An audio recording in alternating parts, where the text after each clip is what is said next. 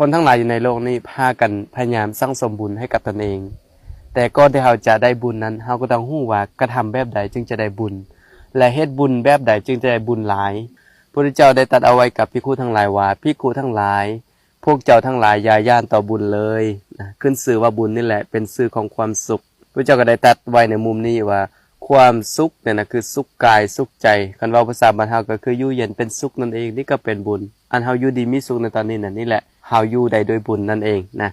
ถ้าเฮาบ่มีบุญเฮาก็จะเจ็บไข้ได้ป่วยอยู่ตลอดเวลาอย่างนี้เข้าห้องหมอเที่ยวออกห้องหมออยู่เรื่อยๆอย่างนี้นะฉะนั้นแล้วบุญนั้นเกิดขึ้นได้โดยวิธีใดนะมื้อนี้อาตมาก็จะได้ยกอยู่3ทางให้เฮาหลักๆนะก็คือที่แท้มันมีหลายกว่านั้นเนาะก็คือจะเน้นที่3ทางนี้1ก็คือบุญสำเร็จด้วยการให้ทาน2บุญสำเร็จด้วยการรักษาศีล3บุญสำเร็จด้วยการภาวนานะแล้วเรามาเบิ่งว่าการให้ทานน่ะมันได้บุญแบบใดนะเฮ็ดจังใดจึงได้บุญและจะเฮ็ดเมื่อใดเฮ็ดกับไผแล้วก็จะเฮ็ดอยู่ไสนะการเฮ็ดบุญเขาจะเฮ็ดแบบใดลองมาเบิ่งพระพุทธเจ้าได้ตรัสเอาไว้กับมานพว่ามานพ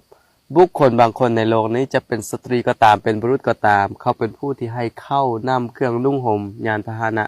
ดอกไม้ของหอมเครื่องรูปหลายที่นอนที่อยู่อาศัยประทีปโคมไฟแก่สมณะหรือพราหมณ์หากเข้าใต้ไปยอมเข้าถึงสุคติโลกสวรรค์นะอันนี้คือการให้ทานลักษณะเอิ้นว่าให้ทานโดยอามิสทานนั่นเองคือให้ทานด้วยวัตถุสิ่งของเอิ้นว่าปัจจัย4นะแล้วบัดนี้การให้ทานโดยธรรมทานคือการเว้าข้ออัดข้อธรรมสู่กันฟังอย่างนี้หรือนำหลักธรรมที่เป็นไปเพื่อความพ้นทุกข์เป็นไปเพื่อได้มาซึ่งปัญญานี่แหละจึงเอิ้นว่าเป็นธรรมทานคือเว้าถ้อยคำอันน่าฮักแก่กันและกันอย่างนี้แล้วการให้ทานเนี่ยนะเฮาจะให้อยู่ไสนะเฮาจะให้อยู่ไสผู้เจ้าก็ได้ตรัสเอาไว้ว่าศรัทธาอยู่ไสก็ให้อยู่หั่นนะเอิ้นว่าศรัทธาเฮาเกิดอยู่บ่อนใดให้เฮาให้อยู่หั่นก็ได้นี่คือการให้ทานบ่ได้ระบุว่าต้องให้อยู่วัดต้องให้บ่อนสถานที่บ่อนนั้นบ่อนนี้อย่างเดียวเท่านั้นแต่เพิ่นบอกว่าถ้าเฮาเกิดศรัทธาอยู่ไสเฮาก็ให้อยู่หั่นได้เลยนะแล้วบัดนี้ให้กับไผจึงจะได้บุญหลาย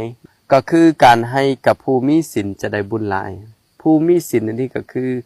ครูบาอาจารย์ถ้าเป็นผู้มีศีลเฮาให้แก่ผู้มีศีลเหล่านั้นก็จะได้บุญหลายถ้ามารดาบิดาของเฮาเป็นผู้มีศีลเฮาเฮ็ดกับพ่อกับแม่เฮาให้กับพ่อกับแม่เฮาก็ได้บุญหลายถ้าเอ้ยน้องญาติพี่น้องหรือสามีภรรยาหรือหมู่เพื่อนทั้งหลายเป็นผู้มีศีลเฮาได้ไปกระทำกับบุคคลเหล่านี้เฮาก็ได้บุญหลายนี่คือการให้ทานที่ได้บุญหลายคือให้ทานแก่ผู้มีศีลในที่สุดก็คือให้ทานแก่สงฆ์เอิ้นว่าสังฆทานนั่นเองให้ทานแก่สงฆ์คือให้ด้วยร่วมนะสังฆทานหมายถึงให้แก่สงฆ์โดยรวมนะอย่าไปเข้าใจว่าสังฆทานเนี่ยต้องเป็นคู่เรื่องอย่างนี้เฮามาเข้าใจแบบ